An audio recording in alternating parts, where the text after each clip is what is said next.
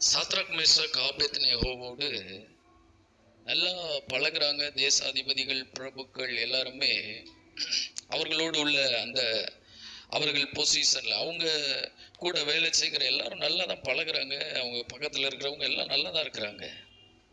ஆனா ராஜா சொல்றாரு, இந்த இந்த சொரூபத்தை, இந்த விக்கிரகத்தை வணங்கலைன்னா என்ன செய்வேன், உங்களை அக்னி சூளையில போடுவேன் அப்படிங்கிறார்.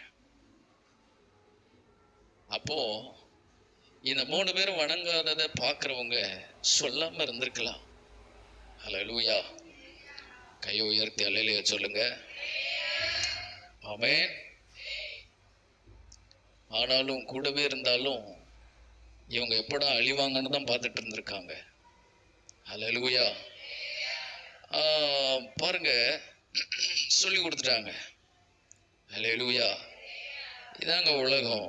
கை உயர்த்தி ஒரு ஆமேன்னு சொல்லுங்க பார்க்கலாம். அல்லேலூயா. எப்படா வாய்ப்பு கிடைக்கும் உங்களை வீழ்த்தலான்னு உலகம், இந்த சத்ருவின் வல்லமைகள் அது ஆயத்தமாய் இருக்கிறது. ஆமென். ஆனா ஜெபிக்கிறவங்களை ஒன்றும் செய்ய முடியாது.